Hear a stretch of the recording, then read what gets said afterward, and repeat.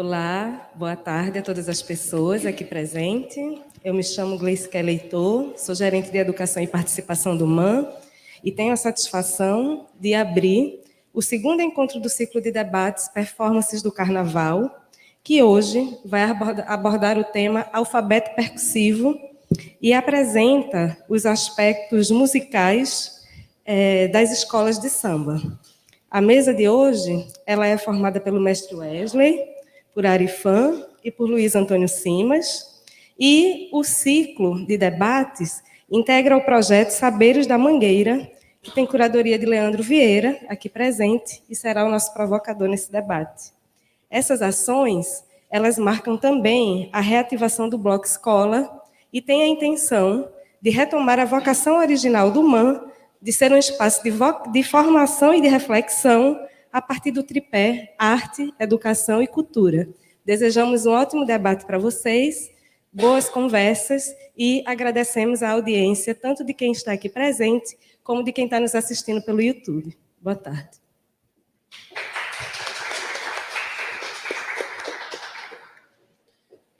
Boa tarde a todos. Vamos começar esse nosso encontro, um encontro muito especial, porque ontem nós iniciamos esse projeto falando sobre os corpos que dançam, e hoje nós vamos dar sequência nisso, falando nos corpos que tocam, né? Dando vez à gramática do tambor, e é uma alegria imensa poder fazer com que os tambores entrem no MAN, para a gente poder pensar juntos esse espaço de música, esse espaço de ocupação. Então, o nosso encontro de hoje conta com a presença do Wesley, mestre de bateria da Estação Primeira de Mangueira, Arifan, um músico carioca importantíssimo na cena musical da cidade, e Luiz Antônio Simas, um profundo conhecedor daquilo que a gente está abordando aqui hoje. Para começar esse papo, eu queria aproveitar a oportunidade para pedir que o mestre Wesley deixasse registrado aqui para a gente como que o ambiente do samba se manifestou para ele na comunidade do Morro da Mangueira, como a partir de que idade, em que momento da sua vida, da sua juventude, o samba se apresenta como algo possível e como se dá o ingresso dele nesse ambiente. Boa tarde. O samba entra na minha vida em 1987. Meu pai, ele era gerente da Colurbe, presidente da bateria e traficante do Morro da Mangueira. Meu pai era um dos responsáveis da comunidade. E meu pai viu que aquele caminho que ele estava não era o mesmo caminho que ele queria para os 3 filhos dele. E me levou para a quadra, para a bateria. Em 1987. No mesmo ano, Alcione inaugura a Mangueira da Manhã, coloca a Mangueira da Manhã, eu me inscrevo na Mangueira da Manhã para começar o desfile oficial em 88. E nela eu não saio mais.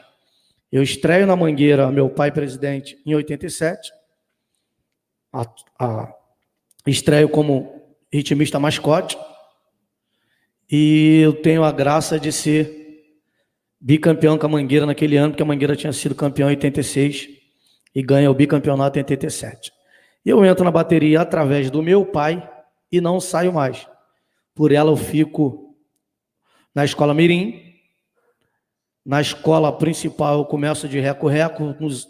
Na década de 80 e 90 eu começo a aprender a tocar repique, que é o meu instrumento de origem até hoje.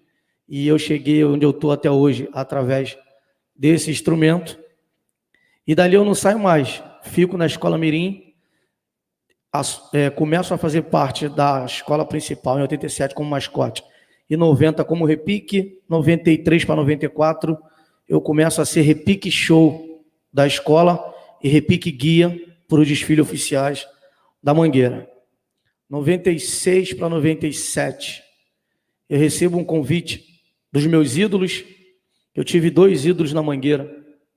Alci Explosão, que foi o cara que me deu todos os caminhos para eu me tornar diretor de bateria e hoje virar o mestre de bateria da Mangueira. Foi ele que me fez o convite de 97 para 98, mas eu era muito novo e não aceitei. E ele morre em junho de 98 para 99, e meu outro ídolo assume, José Luiz Custódio, conhecido como Mestre Russo. E o Russo me dá essa oportunidade de virar diretor de bateria da escola principal. Aí eu passo a entrar no quadro de diretor de bateria. 2000 para 2001, eu assumo a bateria mirim como mestre. Inclusive, no mesmo ano que eu assumo a bateria mirim como mestre, a Evelyn assume como rainha de bateria mirim da Mangueira da Manhã. E dali eu vou até, de mestre de bateria mirim, até 2002, 2003, porque na época a escola mirim não permitia maiores de 18 anos. Eu tive que entregar o meu cargo da Mangueira da Manhã e fico como diretor só da escola principal até 2002 para 2003. 2003, o Marrom assume, eu volto a ser ritmista, porque a gente não tinha muito conexão e ele preferiu mexer no quadro de diretor e me tira de diretor de bateria, mas eu continuo como ritmista, tocando meu instrumento, que é o repique. E fico nele até 2005 para 2006. O Russo volta, me chama de volta, eu volto a ser diretor de bateria de novo, fico de 6 até 2011. 2011 eu não desfilo, porque eu fazia parte do quadro diretor, teve uma discussão com o presidente na época, o Ivo Meirelles, e o Ivo Meirelles tira todos os diretores de bateria e nomeia o Ailton como mestre de bateria, e eu fico chateado e não desfilo em 2011. É o único ano, desde 87, que eu não desfilei na Mangueira, foi o ano de 2011. Em 2012, ele me manda me chamar em casa, que ele tinha um projeto para o desfile, que para mim ali, depois desse desfile de 2012, do Cacique, eu vi que eu tinha capacidade de ter qualquer responsabilidade dentro da bateria da Mangueira, pela proposta de trabalho que ele me colocou para fazer, que foi ranger aquele carrinho de pagode que ele colocou no meio do desfile, que tinha nada mais, nada menos que Alcione, Jorge Aragão, Xande de Pilares, Dudu Nobre, Sombrinha e o nosso eterno Luizito, que a bateria fazia a troca do pagode e voltava para a bateria. Então ali eu vi que qualquer convite que me fizesse relacionado à bateria da Mangueira, eu já estava preparado para assumir. E nela eu fico até 2014. 2014 ele sai da presidência e eu saio junto. De 13 para 14 ele sai, eu saio junto. E vou trabalhar com ele, que além de mestre de bateria, eu sou músico. Eu toco na banda dele, eu toco com ele há muitos anos, desde os meus 12 anos que eu toco com o Ivo. Eu faço parte do grupo que ele tem, que é o Funk Lato. Foi esse grupo que inventou o cabelo louro, foi através dele que a gente pintou o cabelo de louro e depois de lá para cá todo mundo veio nessa leva. Então, além da Mangueira, eu tenho meu trabalho fora, que eu trabalho com ele, e esses 4 anos, 14, 15, 16, 17, 18, esses 5 anos que eu fiquei afastado, que eu não desfilava na bateria, eu não desfilava na Mangueira por trabalhos profissionais, que a gente viajava para Salvador na quinta-feira e tocava sexta, sábado, domingo, segunda e terça de carnaval. Então não tinha como eu desfilar na bateria da Mangueira tocando meu repique. E de 2018 para 2019, eu recebo uma ligação do nosso querido, na época era o presidente Chiquinho da Mangueira. Recebo uma ligação 10 horas da noite, atendo o telefone e ao presidente: Wesley, tudo bem? Tudo bem. Eu queria ter uma conversa com você sobre bateria. Eu falei, sobre bateria? Eu estou pensando em mudar a direção de bateria e eu não vejo outra pessoa assumir a bateria sem ser você. Você topa? Eu tomei um susto. Presidente, posso pensar até amanhã, a gente se encontra para que eu tenho umas propostas para bateria, porque como eu comecei em 87, eu peguei todos os mestres de bateria da Mangueira. Eu só não peguei o O mestre dos mestres, que foi o mestre Valdomiro, que ficou 28 anos à frente da bateria. Mas do Valdomiro para cá, eu peguei todos. Eu peguei o Taranta, que inclusive quem botou o Taranta como mestre de bateria foi meu pai. Meu pai trocou, era o Chimbico, a Mangueira na concentração, já no portão para começar o desfile. Meu pai chega com a segurança dele, que ele era presidente de bateria, gerente da Colube e traficante ao mesmo tempo. Então meu pai chega no desfile com a segurança dele, não sei o que o Chimbico arruma com ele, ele faz a troca na hora, sai. Taranta, assume a bateria. Aí corre para avisar a Liesa que o mestre de bateria mudou ali no portão. E o Taranta assume a bateria da Mangueira no portão do Carnaval de 87. Então eu peguei Chimbico, eu peguei Taranta, eu peguei Alci, eu peguei Russo, eu peguei Marrom, eu peguei Jaguara Filho, eu peguei o Ailton e peguei o Vitor e o Rodrigo. Inclusive o Rodrigo foi meu aluno. Tem um documentário da Mangueira que parece eu dando aula para o Rodrigo. Então o Rodrigo foi o mestre que ficou esses 4 anos antes de mim. O Rodrigo passou pela minha mão. O Rodrigo foi meu aluno. A última formação de ritmista da Mangueira foi eu que fiz, junto com o Marrom e com o Ailton. Na última formação de ritmista, a gente costuma dizer lá, os medalhões, né, que fazem show, que é aquele ritmista mais destacado, foi formação nossa, inclusive o Rodrigo faz parte dessa formação. Então, peguei todos os diretores de bateria. Eu aceito esse desafio e vou para o Carnaval de 2019, onde eu tive uma briga imensa com o carnavalesco, porque eu não queria o samba da Marielle de jeito nenhum, porque eu já tinha uma coisa pronta para a bateria, e esse samba de 2019, ele não encaixava o que eu estava pensando para a bateria, o que eu estava pensando para a escola. E eu saio do resultado, vou para casa chorando, e no domingo eu acordo e pego o YouTube, vou para o YouTube e começo a escutar o samba. E ali eu começo a criar o que foi feito no Carnaval de 2019. No início, na parte do que a gente sai do Soldado de Chumbo, eu fiz uns 2 ensaios com os 10 atabaques, mas os 10 atabaques não estavam me dando o volume que eu precisava para voltar com a bateria. Aí tirei os atabaques e coloquei o timbal. Em 2 ensaios com o timbal, deu o resultado que eu queria. E liguei para o Leandro e falei, tô com uma ideia, eu quero marchar, porque a ideia era a gente tocar marchando. E eu liguei para o Leandro, falei, carnavalesco, eu estou com uma ideia aqui, eu vou fazer uma bossa ali de 4 compassos no Salve os Caboclos de Julho, quem foi de aço no Isão, mas eu quero marchar. Ele, tu não pode marchar, porque se tu marchar, tu vai estar exaltando a ditadura. E a nossa ideia é meter o pau na ditadura. Então, tu não tocar você pode, mas marchar você não faz. Falei, beleza, eu só queria escutar isso, então eu posso fazer a marcha? Pode. Então, eu fui montando o quebra-cabeça dentro do samba de 2019 para ver se ia dar certo. Eu chego no ensaio técnico, São Clemente passando, tudo normal. Começa a cair um pé d'água. Mas não era pouca chuva não, mas era muita, que chega ao ponto de a gente entrar na avenida com a água no joelho. Eu estou debaixo do viaduto, dando entrevista para uma televisão, eu e a rainha, e o repórter me pergunta, e agora? Já está vindo o pessoal da Liesa para cancelar o ensaio. Eu recebo uma ligação, todo mundo, principalmente Mangueira, né? Principalmente eu, recebo uma ligação da pessoa que cuida da minha vida espiritual e pergunta onde eu estou. Eu falo, eu estou debaixo do viaduto, estava pronto para entrar no ensaio técnico e parece que a Liesa vai cancelar. Ele, tu não vai cancelar não. Eles podem até cancelar o canto, mas tu vai entrar com a bateria agora, que eu acabei de receber uma mensagem que é para você entrar na avenida debaixo de chuva. E eu pego meu apito, dou-lhe um apito e invado. O setor 1 já estava vazio. O povo volta correndo para o setor 1. O povo continua na arquibancada e eu entro no portão debaixo de chuva e começa o ensaio. Então, acho que ali foi um aviso para eu ter a responsabilidade de...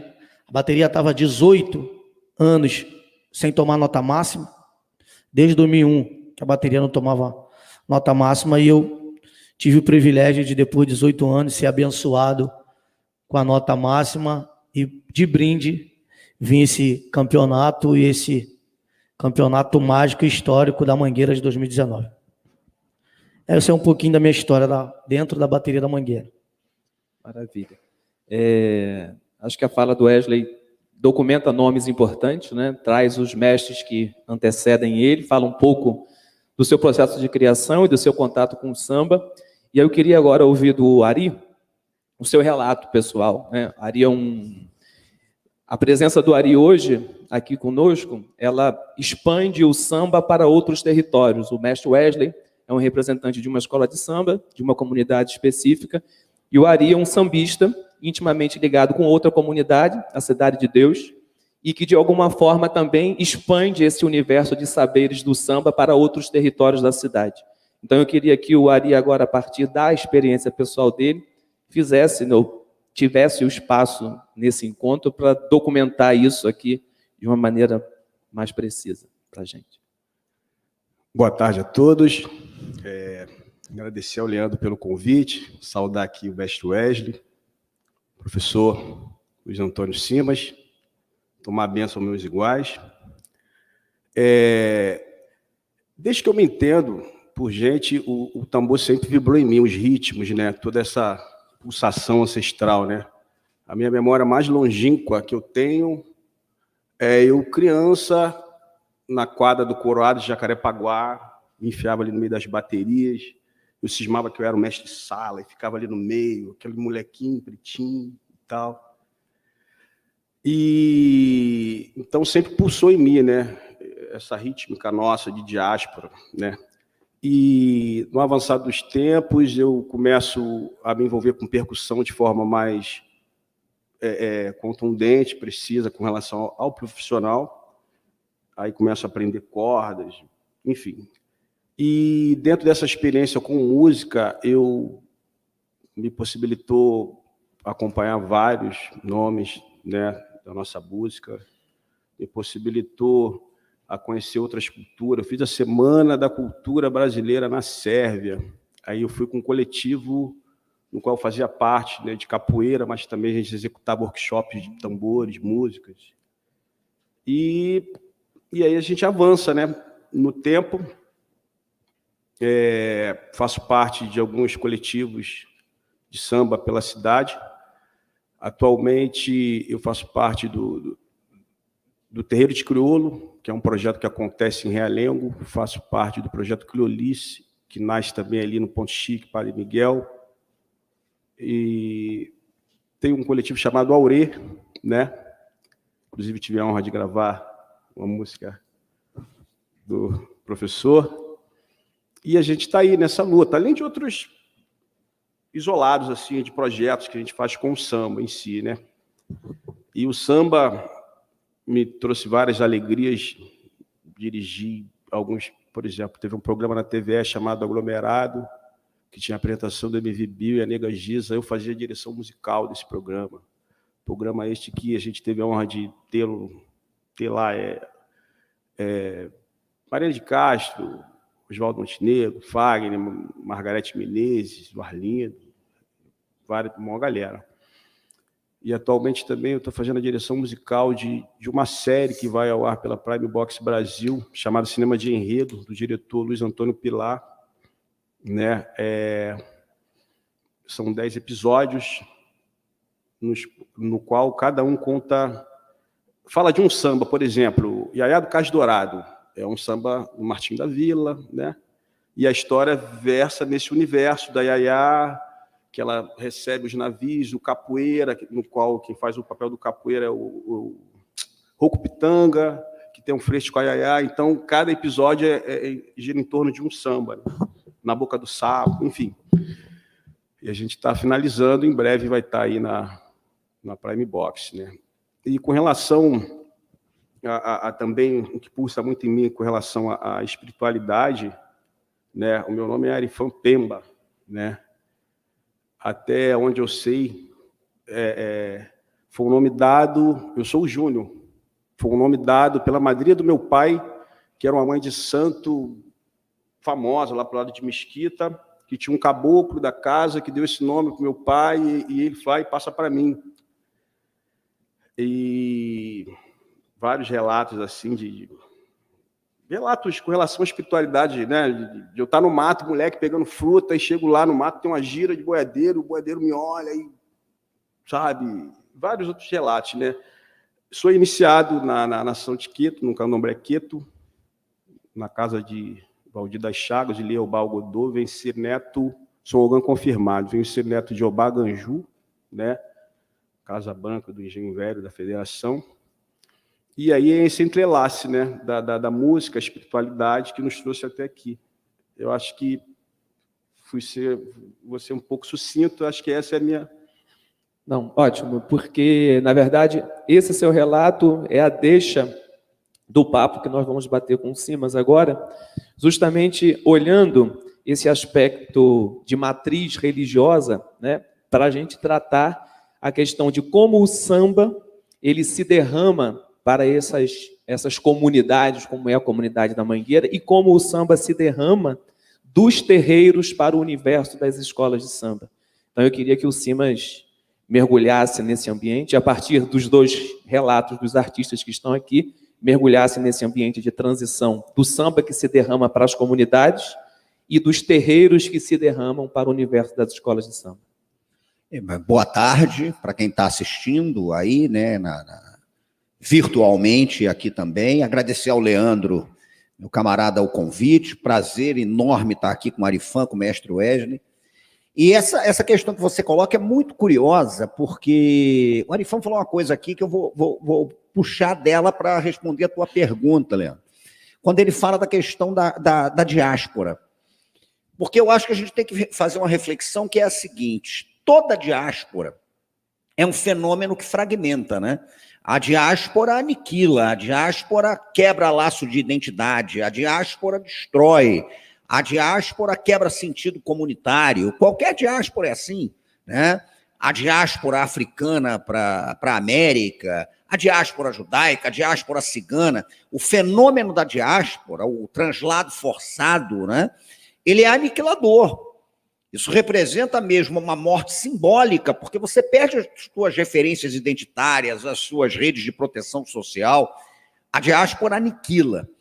Mas eu acho que existe uma diferença, ouvindo o Arifan falar aqui, que é importantíssima, entre diáspora e cultura de diáspora. Porque se toda diáspora ela aniquila, ela fragmenta, né? Toda cultura de diáspora reconstrói o que foi aniquilado. Tanto que a gente não encontra um exemplo de cultura de diáspora que não seja comunitária. Você pode pensar as maiores manifestações de cultura diaspórica. Ela nunca é centrada no indivíduo, é centrada na reconstrução de uma ideia de comunidade, né? Então, quando a gente pensa cultura de diáspora na cidade do Rio de Janeiro, as manifestações das culturas de diáspora no Rio, o samba, as macumbas, o omolocô, o candomblé, as maltas de capoeira, todos esses exemplos estão falando de reconstrução da ideia da comunidade. O Cartola dá um depoimento para o Museu da Imagem do Som, a primeira pergunta que fazem a Cartola é de onde ele vinha. Cartola, você é de onde? Essa pergunta pode ser respondida de inúmeras maneiras. O Cartola, por exemplo, poderia responder de onde veio a família dele, que lá atrás foi sequestrada numa praia africana e trazida para cá. Mas o Cartola responde de uma forma absolutamente contundente e rápida. Ele não pensou, Cartola, você é de onde? O Cartola vira-se e diz, eu sou de Mangueira. E aí você vê que Mangueira representa para o Cartola a reconstrução de tudo isso.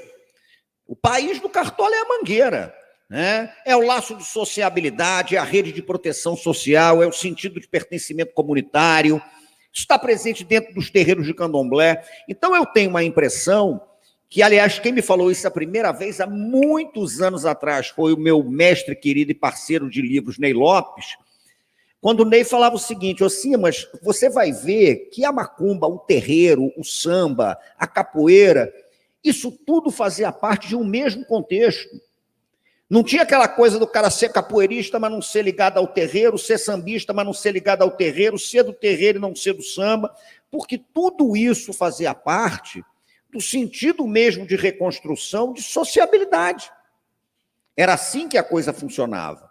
Então, a escola de samba e o terreiro, elas se fundiam de uma maneira que é impossível você dizer onde começava um, onde começava outro, né? Você tem, por exemplo, na década de 30, depoimentos de uma turma que acompanhou o surgimento de escolas de samba, que diziam que quando as pastoras entravam para cantar os sambas no terreiro, que depois passou a ser chamado de quadra, né?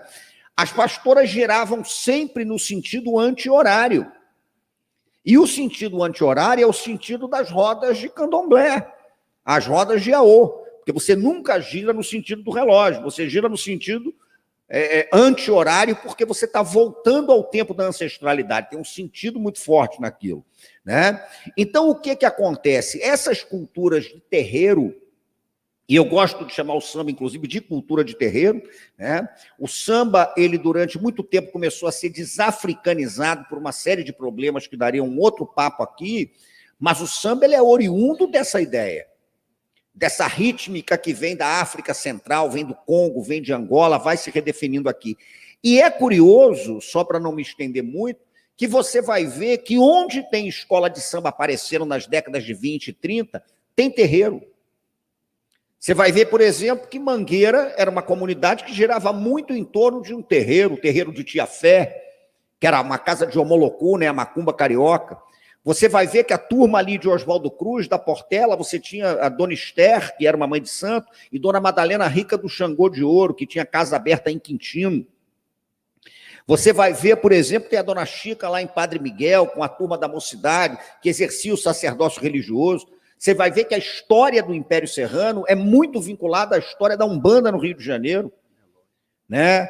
Vovó Maria Joana Rezadeira, a tenda espírita de Xangô, Mano Eloy Antero Dias, que foi um cara importantíssimo. Mano Eloy era um babalorixá, né? Que, segundo o seu Carlos Cachaça, tinha sido o homem que levou o samba que estava sendo feito ali no Estácio para Mangueira. Ele era um babalorixá. O primeiro concurso de escolas de samba é organizado por um alufá, um sacerdote mussurumim, né? O pai José Espinguela, que era ligado também ao Morro de Mangueira. Ele organiza os 2 primeiros concursos.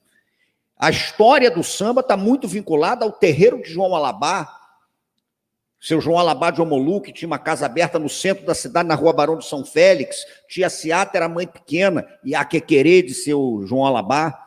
Então você vai ver que essa cultura de terreiro, ela transborda para o samba o tempo inteiro, né? E essa era uma experiência muito forte. Tanto que a gente tem relatos ali que na década de 20 era aquela coisa de você ter a macumba acontecendo no quintal, o samba acontecendo na sala, o choro acontecendo na varanda, agora estava tudo ali, né? E só para concluir, eu acho importante, porque tudo isso tem um sentido de reconstrução da vida pela festa, pela integração, né? Frase do Beto Sem Braço, que eu adoro citar, o que espanta a miséria é festa. Beto Sem Braço gostava de falar nisso, que dizem que uma vez Beto Sem Braço ganhou um dinheiro por causa de uma música que ele fez com o Almir, o Zeca gravou, torrou o dinheiro imediatamente, deu uma festa no Rato Molhado que durou dias, um negócio impressionante. Aí quando perguntaram para ele que maluquice foi aquela, ele falou, porra, eu não gastei esse dinheiro não perdi o dinheiro não. Eu espantei a miséria, porque o que espanta a miséria é festa. E não é só uma miséria no sentido material, não, né? É uma miséria no sentido existencial mesmo, pô. De estar ali no congraçamento, de estar ali na reconstrução de modo de vida, de estar ali na reconstrução de sociabilidade. Então, eu acho que a história do samba, ela cruza o tempo inteiro com a história dos terreiros, cruza o tempo inteiro com a história da capoeira. Por quê? Porque o pano de fundo é a reconstrução de modos de vida de populações que foram vitimadas pelo sequestro e a diáspora, porque a gente fica falando tráfico negreiro, é eufemismo para sequestro, né? Como é que se reconstrói esse tipo de coisa? Só para concluir, de vez em quando me perguntam assim, mas você estuda o que exatamente? Eu falei, olha, o que eu estudo é festa, né? E mais precisamente a história do Rio de Janeiro. Agora, quando você começa a estudar a história do Rio de Janeiro, se você mergulha nisso, você vai chegar a uma conclusão. Se você tira da história do Rio de Janeiro, sobretudo eu que trabalho mais com uma linha ligada à cultura, se você tira da história do Rio de Janeiro as referências das culturas afro-cariocas, não sobra história para você contar. Não vai sobrar nada, né? Vai contar o quê? Vai falar de quê? Né? Não tem o que contar. É o samba, é o terreiro, né? É isso que é fundamental. Então, me parece que é isso. é construção de sociabilidade, é vida em comunidade, é pertencimento. Isso eu acho que é o grande balacobaco, tanto do samba como dos terreiros. Maravilha. Então, já que nós estamos falando desse processo de reconstrução que se dá, inclusive, musicalmente, né, na transposição dos ritmos do terreiro, do que canta e louva os orixás, eu queria que agora a gente fizesse que os tambores conversassem, para que a gente pudesse, de alguma forma, documentar essa ideia de transposição rítmica, né, de recuperação de célula, onde os toques das escolas de samba e suas características musicais encontram intimidade com os terreiros e com a matriz disso tudo. E eu gostaria que você conduzisse essa explanação geral com música e com canto.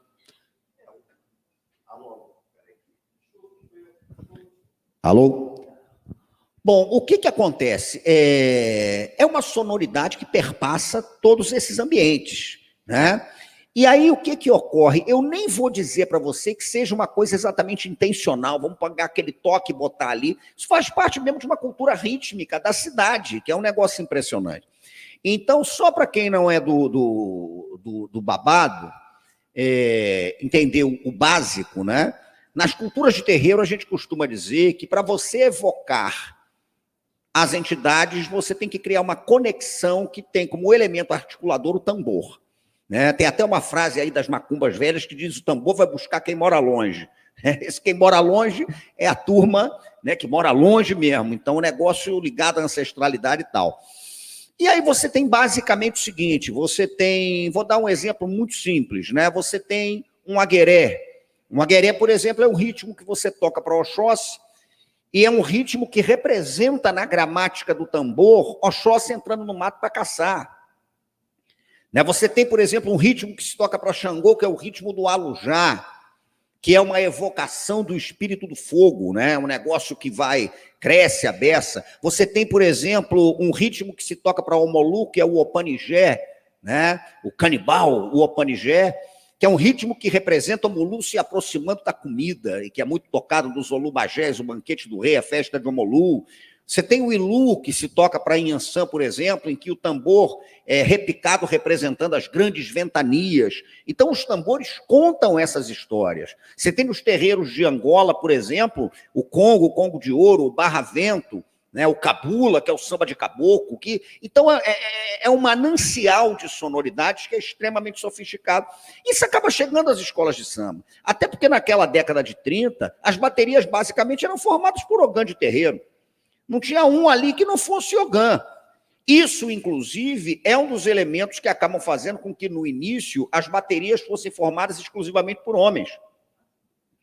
Porque o ogã, alabê, como a gente chama, né? Nas casas de Queto a gente chama de alabê, o ogã que toca tambor, né? Na casa de Jeje a gente chama de runtó, e nas casas de Angola mais velhas a gente chamava de chicarangomo. Hoje chama de alabê todo mundo, mas havia o alabê, o runtó e o chicarangomo.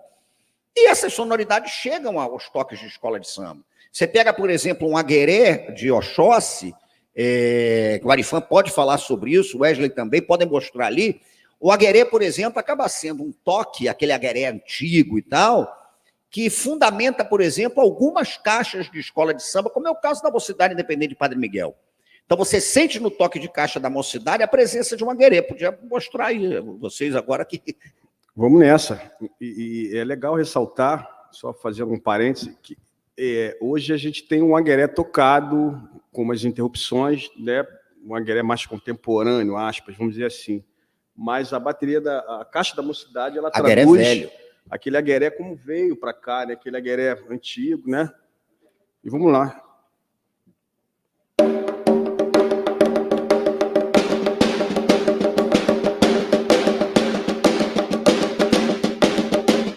Idêntico, né?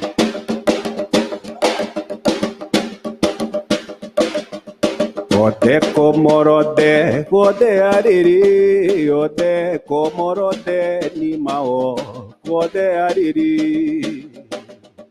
Ode comorodé, ode ariri, ode comorodé nimao, ode ariri.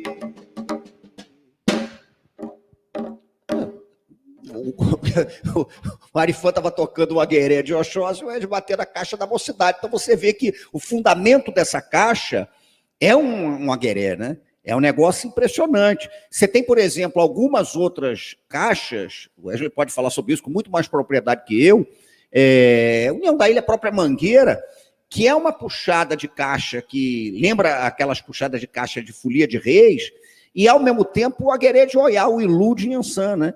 Que é um negócio impressionante. A gente pode mostrar isso também, a caixa da Mangueira com esse ilusão aí, que é... E esse Ilu de Inhansã também é conhecido como Adaró, né? Adaró, como sim. Quebra-pratos, como... Né? Quebra-pratos, porque é todo repicado, dá a impressão que você está num casamento grego, quebrando prato e tal. Perfeito, ele é bem quente, né?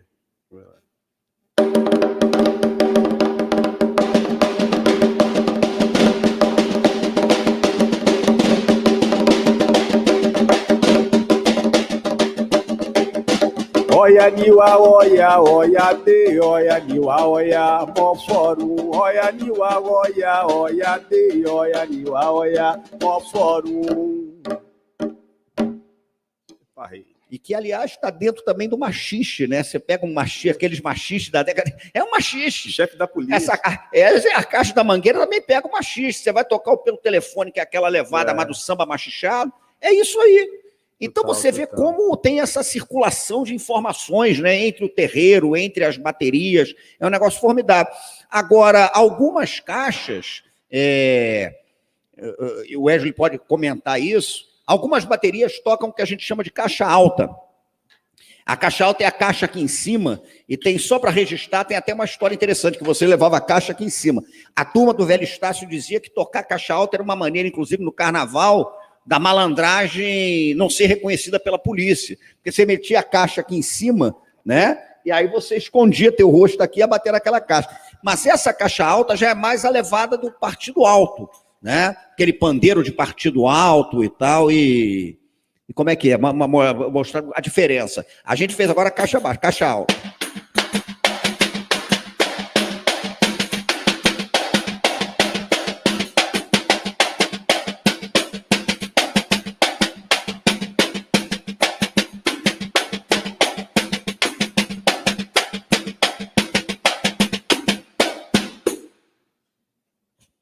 E aí eu vou até o Wesley fazer uma colocação aqui. É mais encrencado o quê? Tocar caixa alta, não, né? Como Mangueira, todo mundo é caixa embaixo, eu acho que é mais fácil tocar caixa embaixo. Quando o cara está acostumado a tocar caixa alta, então para ele fica mais fácil. Eu, por exemplo, lá na Mangueira, quando tem samba lá, o nosso ensaio, canta-se samba das nossas corrimãs. Então eu peço para todo mundo da bateria, tem uns que já estão acostumados a tocar caixa embaixo, mas eu peço a maioria para tocar caixa em cima. Os caras não conseguem tocar 5 minutos, porque não é costume da bateria da Mangueira tocar caixa alta. Então todo mundo toca a batida das outras escolas, mas toca com a caixa embaixo. Até por causa de que hoje a maioria das baterias tem os que tocam caixa alta, mas tem o pessoal que toca a batida da caixa alta, mas toca com talabar também, entendeu? Então hoje tem essa... Mas como a nossa característica é todo mundo caixa embaixo, mas eu acho um charme para quem toca caixa alta, eu acho bacana, assim, eu não consigo tocar 10 minutos, porque já cansa. Eu já estou acostumado a tocar caixa embaixo. Eu queria aproveitar, fazer uma pergunta, uma curiosidade, acho que pode ser a curiosidade de muita gente. O fato dos ogãs, né, terem sido os primeiros ritmistas, né, e ter havido essa saída do terreiro para as escolas de samba, isso seria um motivo para que os toques iniciais relembrem o toque das casas de santo?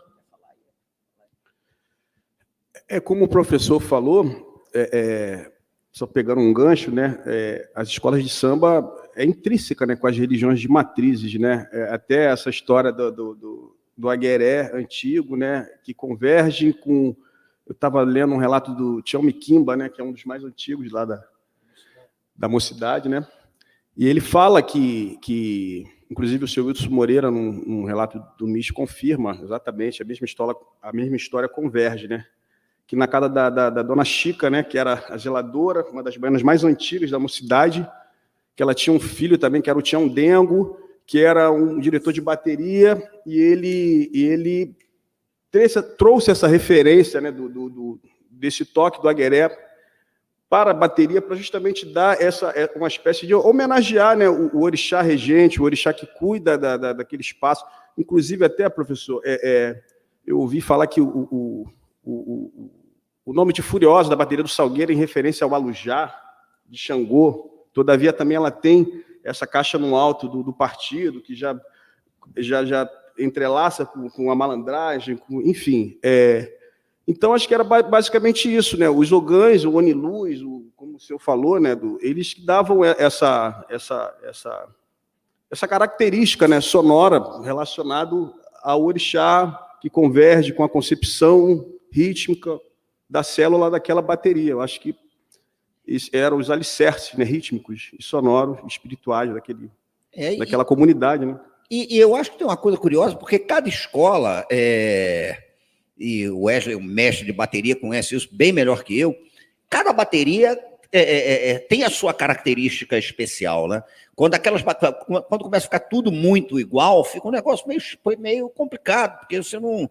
Então, eu acho que passa muito por isso também, porque a turma toda era ogã, esses mestres de bateria eram ogãs, traziam esse tipo de coisa.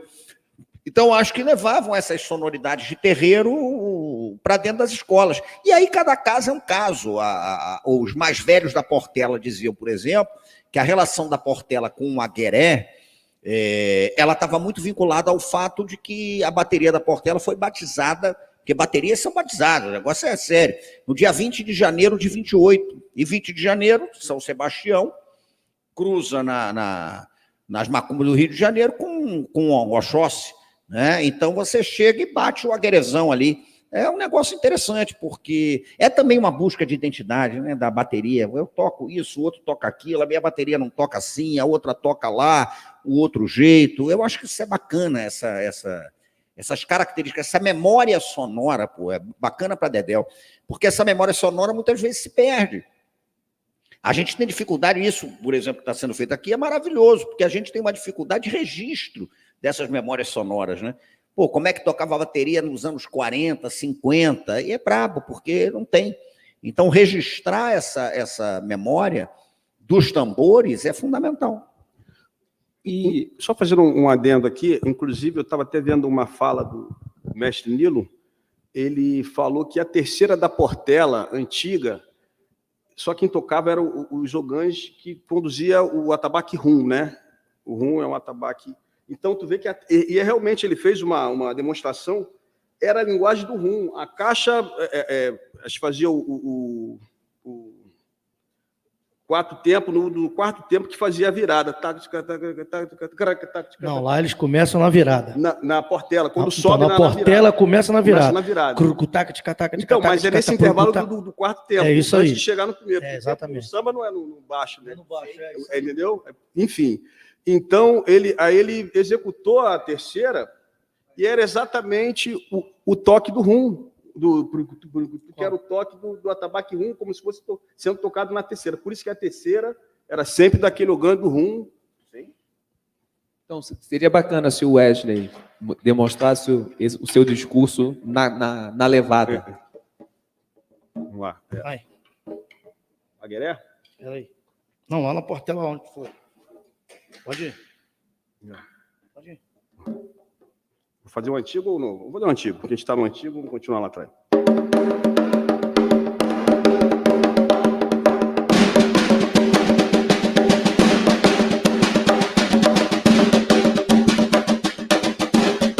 Dois, três, quatro. Entendeu?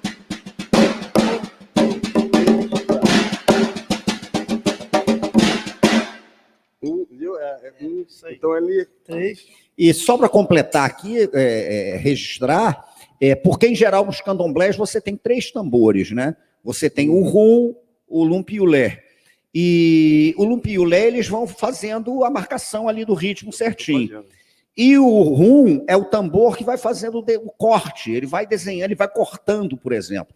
E é interessante porque o tambor ele está integrado à dança do orixá, né? A dança do vodum, a dança do inquice. Então você vai ver, por exemplo, que quando o rum corta, né, um oxalofã, por exemplo, ele bate com o apachorô. Quando algum, por exemplo, vai subir para cortar, é o rum que chama. E o surdo de terceira, ele tem uma função muito parecida. Porque, no fim das contas, o surdo de terceira é o que alguns mais velhos chamavam também de fofoqueiro, né? Seu Tião Miquimba botou ali na mocidade e tal. Você tem ali o tum-tum, e a terceira está naquele meio ali, fazendo aqueles cortes que o rum faz. Não é o caso de Mangueira, porque Mangueira, é bom registrar isso também, Mangueira não tem o surdo de terceira, né? Mangueira tem um surdo chamado surdo-mó, que ele é desse tamanhozinho. Eu costumo dizer lá que a gente tem que tirar o chapéu pro mestre Valdomiro mesmo, porque só esse homem para inventar esse surdo na Mangueira. E aí eu queria que vocês falassem agora especificamente sobre a batida da bateria da Mangueira, né? A origem, as tradições, o que nós sabemos em termos de apontamentos, né? Porque alguns falam da sua tradição religiosa, outros falam da sua ligação com as folias de reis. Queria que a gente registrasse também. Aí eu assim. acho que a gente tem o cara que pode falar isso maravilhosamente, a gente vai... A história, eu sou muito... Cara, quando eu cheguei na Mangueira, a Mangueira tem tanta história que você vai procurando e cada hora vem uma história diferente. Uns dizem que a escola foi fundada dentro de um terreiro, outros já dizem que foi dentro perto de uma igreja. Então, cada um conta uma história. Aí dizem que a batida de caixa é de folia de reis, aí outros já acham que tem uma batida parecida com o que vocês acabaram de falar aí. Então, cada ano que passa, a gente vai aprendendo coisas da Mangueira e a gente vai guardando isso. Por exemplo, a gente acabou de passar aqui agora a batida da Portela. A da Mangueira é idêntica, só que a Mangueira ela não começa rufando, ela começa é totalmente diferente. Então a Mangueira toca assim, a batida da Mangueira.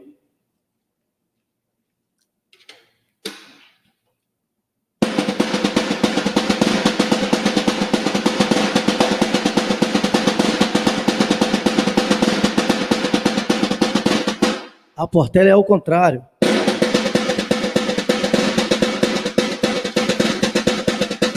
Então, a pequena diferença é essa, que a Portela começa rufando e a Mangueira não começa rufando, entendeu?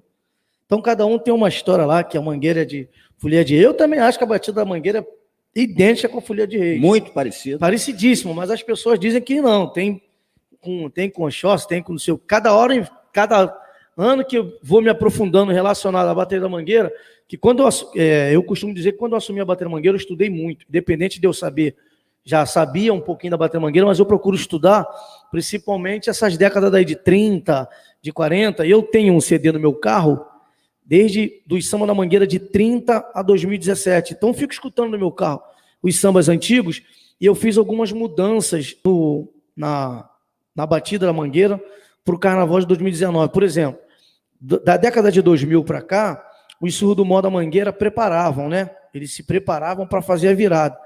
Tum-dum, tum-dum, tum-dum, tum-dum, tum-dum, tum-dum, tum-dum. E na década de 80 e 90, eles não preparavam. O surdo-mó virava direto. Eu voltei com essa ideia da Mangueira e coloquei isso no surdo-mó. Porque até tem alguns sambas na Mangueira, se você preparar o surdo-mó para você virar, parece que você está virando fora da letra e melodia do samba. Então, o que eu fiz? Volta à década de 80 e 90, que fica mais fácil. Então, o surdo-mó, em vez de preparar, ele já vira direto. Tá no samba ali, ó. Tchum, tchum, tchum, tungundo, com tungundo, tungundo, com tungundo, tungundo, tungundo. Então, é mais fácil de você fazer tundum, tundum, tundum, tundum, tundum, tundum. É mais fácil de você fazer tundum, tundum, tundum, tundum, tundum, tundum. Então, eu consegui botar na cabeça deles, a gente precisava resgatar algumas coisas na década de 80 e 90. Por que na década de 80 e 90 a bateria dava resultado e de 2000 para cá as coisas começaram a desandar? Então, eu comecei a botar algumas coisas da década de 80 e 90. Caixa, a mesma coisa. A Mangueira tem duas batidas de caixa. Ela tem a rufada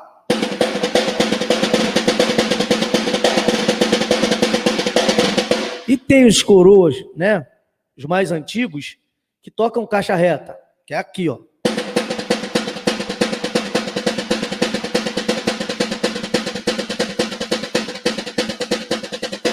Tem muitos amigos meus que vão no ensaio e falam assim, pô, mas eu vi um cara tocando caixa, ele tá tocando caixa errada. Não, ele não tá tocando caixa errada. Ele tá tocando caixa certa. Só que ele tá tocando da década dele.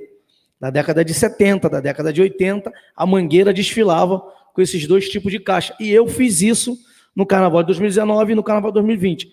Eu desfilo com 100 caixas na Mangueira. Então eu boto 50 caixas tocando rufada e 50 caixas tocando reta. Então, no meio, quando eu monto o mapa da bateria, eu divido. Eu boto 50, 25 reto e 25 rufado na parte de trás, 25 reto e 25 rufado na parte da frente. Então, eu consigo dar uma dinâmica na bateria que tanto o jurado que está do lado de lá, o do lado de cá, a mesma coisa que um está ouvindo de um lado, vai ouvir do outro, porque eu consegui balancear a bateria, consegui resgatar essas coisas originais da bateria da Mangueira, consegui encaixar e, graças a Deus, esses 2 anos está dando resultado. E tem um negócio aí, eu vou fazer uma pergunta para o Arivan, que é bacana, porque a gente tem uma impressão, às vezes, falsa, de que quando você fala de tradição, você está falando de uma coisa estática, né?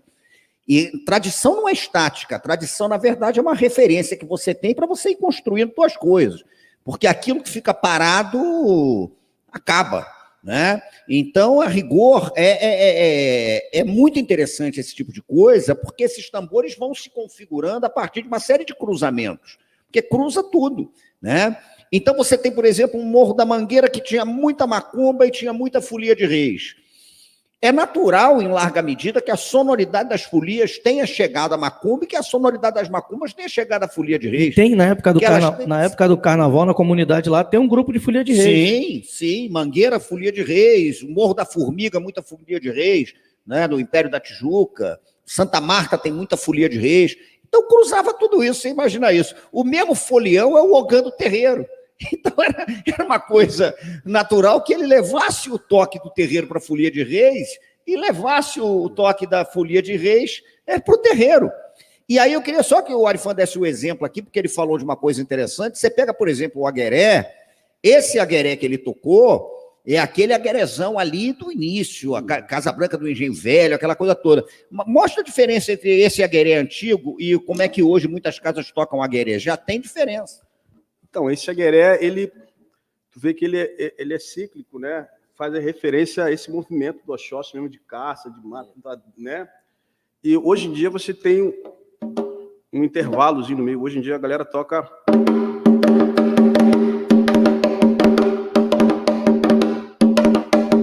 Antigamente era... Hoje.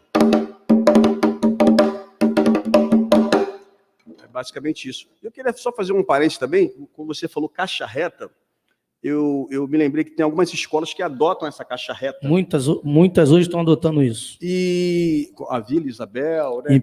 Vila Isabel, Imperatriz, Salgueiro também está botando. Eu estava ouvindo uma fala do professor Carlos de Negreiro, que ele falava que essas caixas retas, elas fazem reverências ao toque da vamunha. A vamunha, todavia, ela tem um intervalo no final, né? Tem por exemplo, a caixa reta, como é que é? Por favor, Wesley.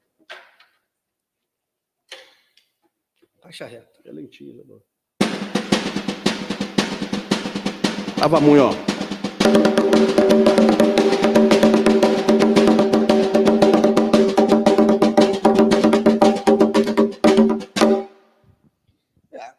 Todavia, a vamunha ela tem uma célula que interrompe no final, mas é a caixa reta. Caixa reta.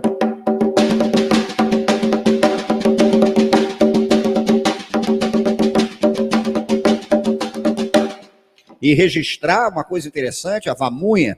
A vamunha é um ritmo que vem dos terreiros de Jeje, né? Muito fortes em São Luís do Maranhão e tal. Ela chega nos terreiros de Queto, porque nos candomblés também acontece isso. Também tem isso. O alujá de Xangô, que é tocado nos terreiros de Queto, ele puxa muito, por exemplo, pelos toques de Congo, né? Congo de ouro, de Angola. Então tem também um cruzamento aí que é bem interessante.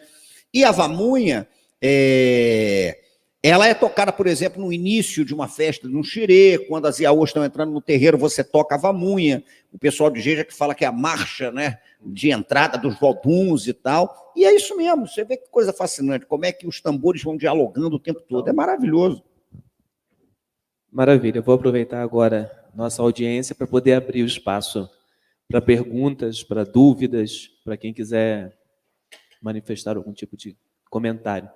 Alguém aqui presente? Só levantar a mão, que a gente leva o microfone. Alguém? E vou aproveitar também para quem está acompanhando a gente através das redes, que pode deixar o a sua pergunta no chat que acompanha a gente.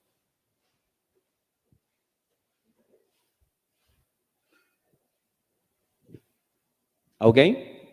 Então, eu vou continuar com as minhas perguntas.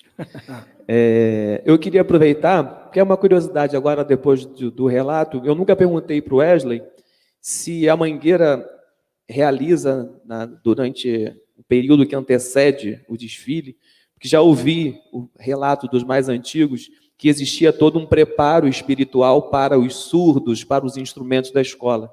E sei que isso se dava antigamente, que o mestre Valdemiro fazia isso, o pai do Elmo, o mestre Tinguinha, fazia isso. Eu queria saber se hoje a Mangueira, sob o seu comando, se existe esse preparo.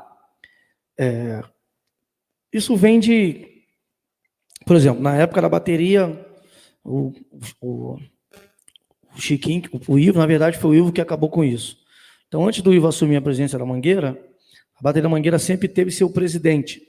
Então, dependia de presidente. Por exemplo, teve muitos anos na frente da bateria, de presidência da bateria, o Bill. O Bill é um cara do candomblé, que ele levava todos os diretores de bateria para o barracão da Praça 11 e fazia um ritual. E chamava a mãe de santo dele, levava a gente para o barracão, pegava todos os surdos, ela fazia os que tinha que fazer lá, e passava pó nos surdos, passava óleo nos surdos, passava as coisas no surdo, e quando ele saiu, de lá para cá, ninguém fez mais essa coisa. Desde quando eu assumi 19 e 20, eu não faço nada nos surdos, eu só peço a pessoa que cuida da minha vida espiritual, ela vai lá na sala dos instrumentos, depois que a gente acaba de botar acetato, botar bordão, botar tudo, tipo, quinta-feira antes da sexta-feira de carnaval. Aí ele vai lá para a sala dos instrumentos, ele faz tudo que tem que fazer dentro do instrumento, porque já é um ritual desde a década do mestre Valdomiro. Ele faz tudo que tem que fazer, mas não passa óleo, não passa nada. Ele só faz o que tem que fazer, joga água nos instrumentos, até porque não pode jogar água no surdo, né?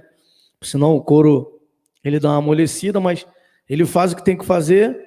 No desfile oficial, antes de eu entrar no sambódromo, ele entra no caminhão, faz alguma coisa que tem que fazer também, aí bota os instrumentos debaixo do viaduto lá, a gente começa a afinação e vai para o desfile. Mas comigo continua fazendo.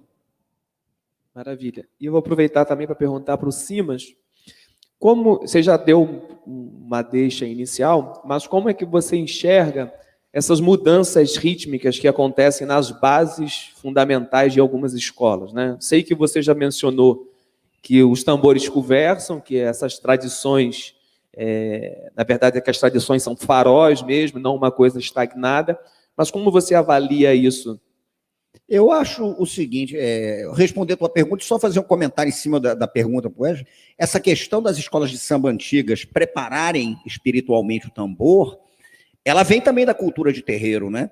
Porque nas casas de candomblé, o tambor ele come, como a gente costuma dizer, né? Então você não pega um rum, um pi, um lé. Eu comprei hoje no Mercadão de Madureira, amanhã vou botar aqui e o couro vai comer na festa. Não, você tem uma série de cerimônias para que aquele tambor ele desperte a capacidade de ser o que a gente chama de intermediário entre o Aie, que é esse nosso mundo visível, e o Orum, né? É o mundo invisível.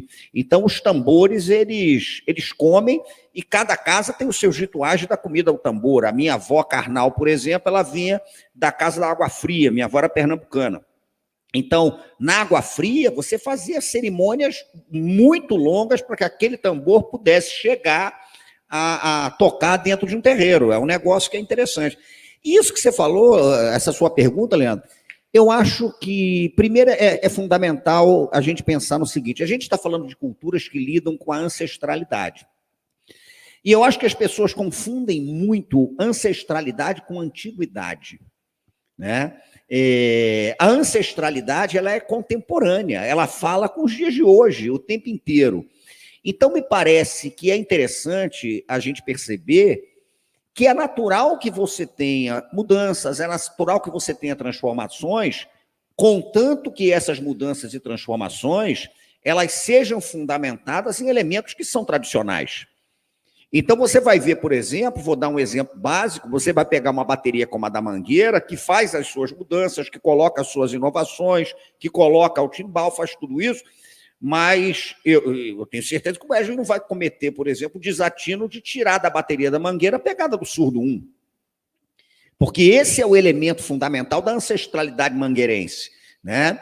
Então, eu acho que é interessante que exista uma dinâmica mesmo de diálogo entre o que é tradicional e o que é contemporâneo.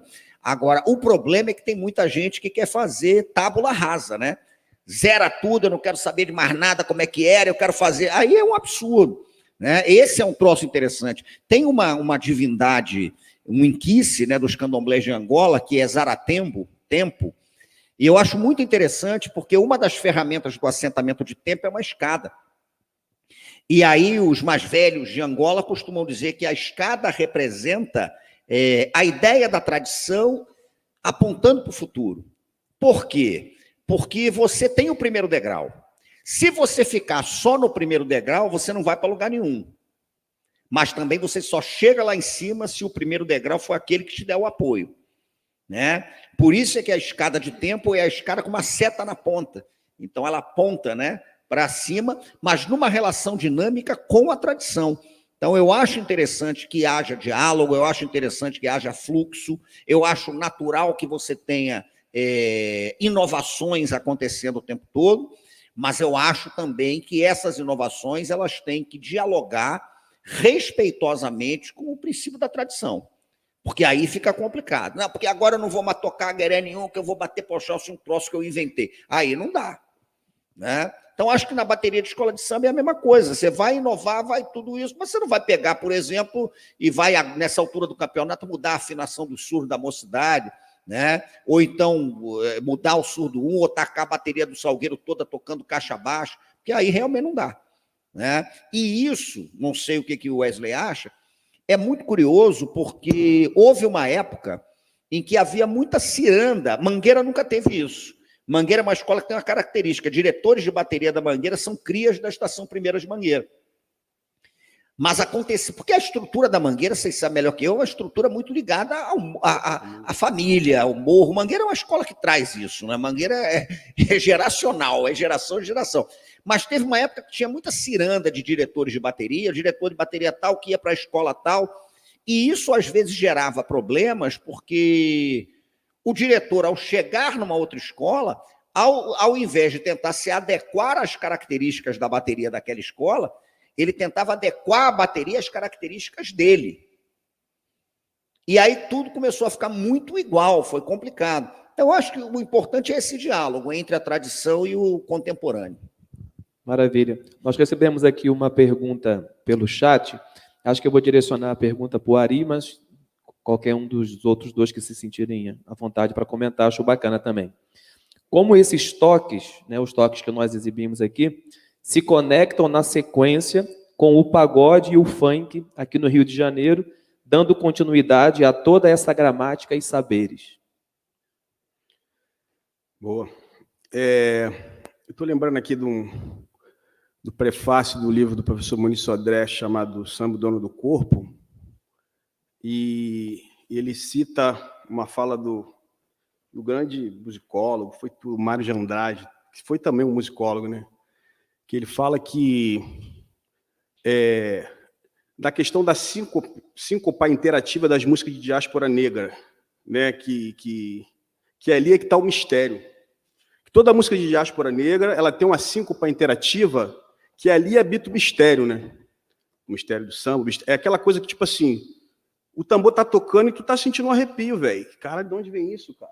De onde, entendeu? A música de diáspora, essa música né, que tem essa origem no tambor, esse DNA africano, ele fala exatamente isso, resumindo, né? Esse arrepio que você não sabe de onde vem. Então, e cada partícula do nosso corpo é um ancestral vivo, é uma célula, sabe?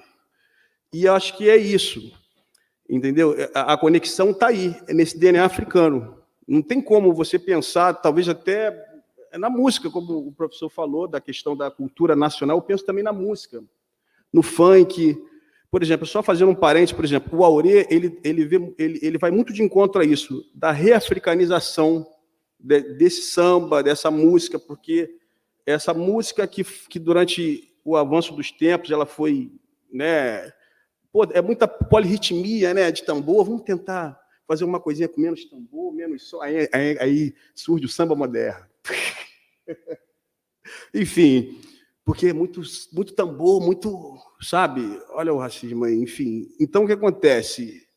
A gente, e o que o professor falou também, aí na hora eu lembrei de uma filosofia dos povos acãs, lá da costa oeste da África, que tem uma dica do Sankofa, a questão de você voltar lá atrás, aprender com o seu passado, para ressignificar o teu presente, flertando com o futuro. Tipo assim, não tem como você pensar no futuro sem... Entendeu? Então, o senhor colocou uma outra ideia que na hora eu lembrei dessa filosofia. Então, é isso. A música que tem esse DNA africano, ela vai sempre convergir. No caso do funk, o samba, o pagode, não tem para onde correr. Eu acho que, resumindo, não tem para onde correr. Tem no funk do Rio de Janeiro, tem uma pegada ali de Alujá, de Congo, né? É o tambozão. É o Congo aí. É o tambozão. Se eu for bater um Congo aí, eles vão ver. Olha o toque do Congo.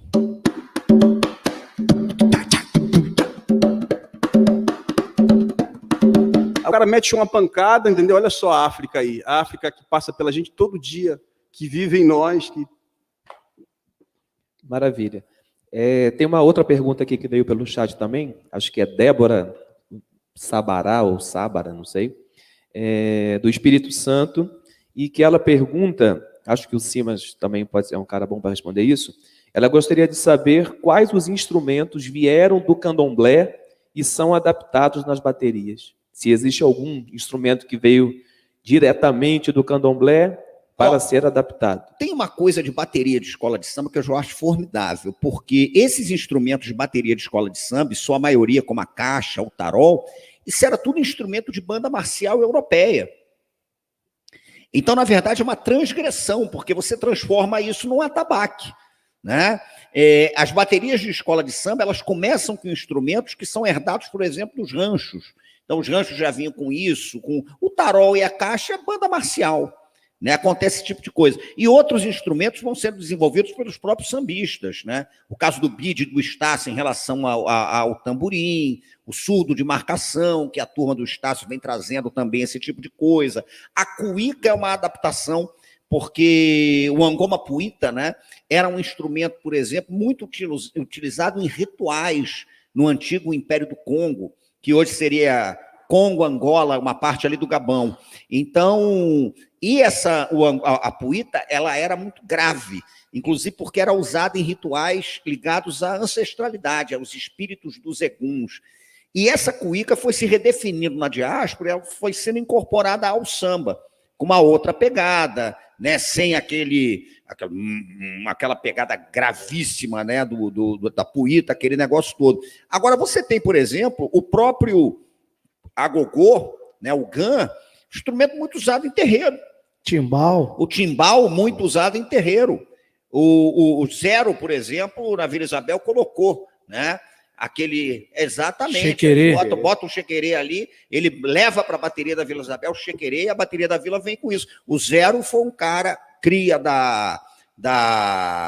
do Afonjá do Rio de Janeiro, do Ilê do Axelpó Afonjá do Rio, não da Bahia, né? E Ogã do Afonjá.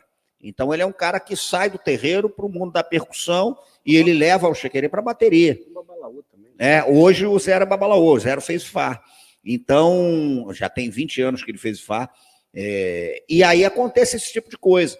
Então, é um fluxo interessante. Da mesma maneira que você transforma a caixa e o tarol em instrumentos de bandas marciais europeias em atabaque, né? Você tem as transformações da cuíca, você tem a questão do chequerê, você tem o agogô, né? O gan, que é aquele, duas boquinhas que você toca nos candomblés, uma só. Então, você vai tendo esse fluxo é bem interessante.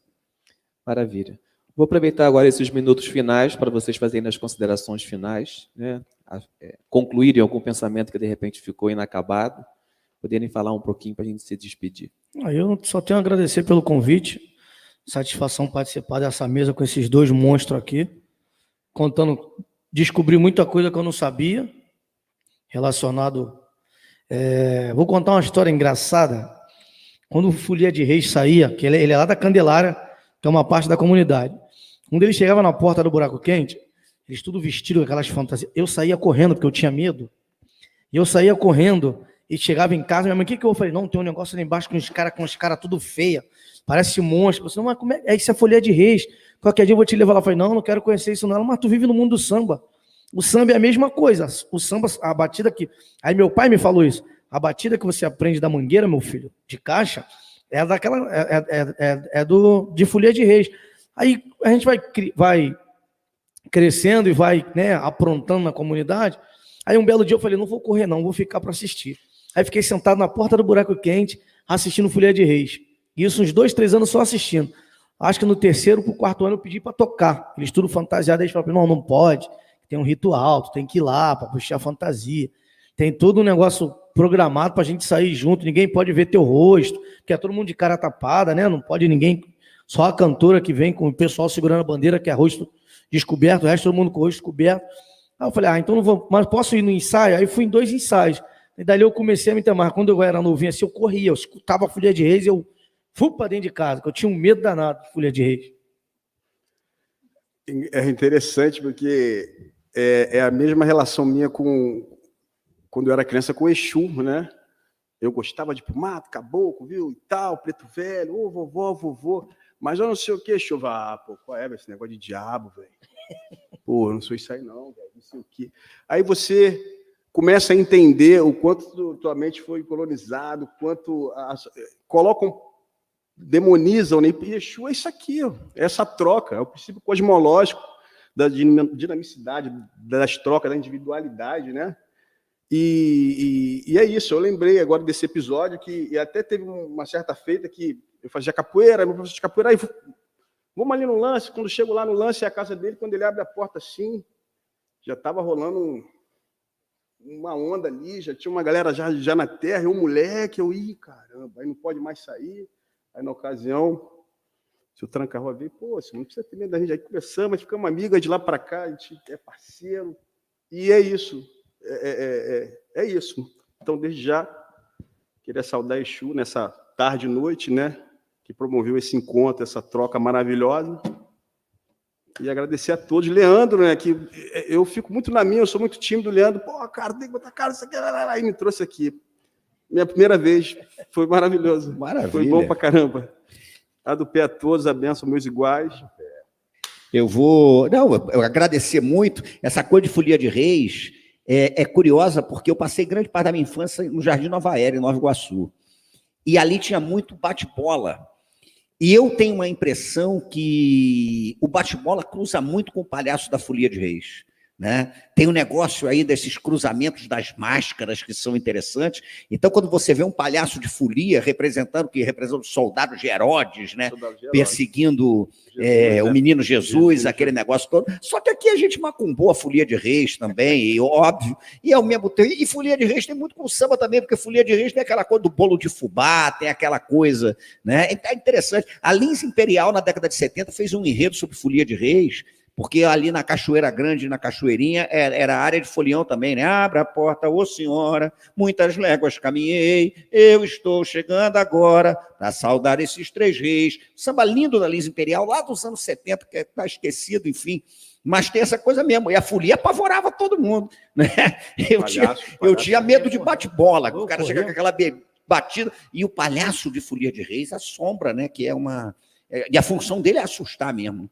É um negócio interessante. Mas, enfim. Às vezes até remete a babá, essas coisas. Sim, total, tem uma coisa mesmo ali com o Egum, com aquele negócio todo que é brabo. Total. Né?